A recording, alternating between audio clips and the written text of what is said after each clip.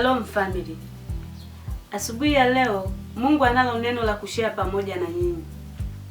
Ukisoma katika kitabu cha Yohana Mtakatifu aya ya kwanza mstari wa 12 mpaka mstari wa 13.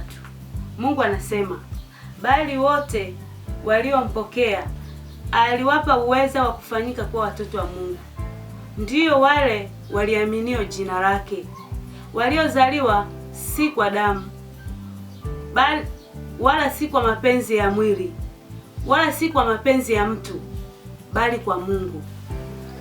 Kama ulishawahi kujisikia kwamba mimi sina msaada wowote, sikia nikwambie asubuhi ya leo, Mungu anasema wote waliompokea aliwapa uwezo wa kufanyika kuwa watoto wa Mungu. Hii ina maana gani? Ina maana ya kwamba haijalishi kuna mangapi ambayo unayoyapitia, haijalishi kuna maisha gani ambayo mpaka saizi yanaendelea, haijalishi umetoka wapi, kuna kitu gani kinachoendelea kwenye maisha yako. Asubuhi ya leo Mungu anasema amekupa nafasi mpya, umepewa uweza na sio huruma. Kufanyika mwana wa Mungu au mtoto wa Mungu ni zaidi ya jina, ni zaidi ya umaarufu wote ulionao. Yaani ni mahali penye usalama, ni kusema hujaachwa.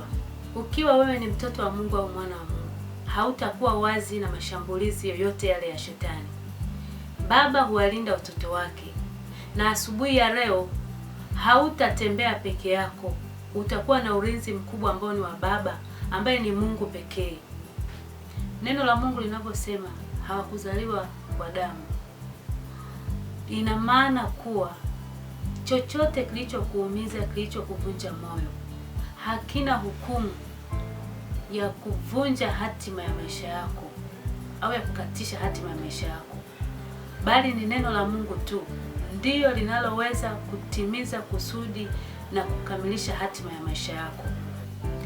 Neno la Mungu linaposema wamezaliwa kwa Mungu, hii ina maana kuwa asubuhi ya leo simama kama mtoto wa Mungu, kwa sababu una ulinzi, una matumaini na una nguvu mpya.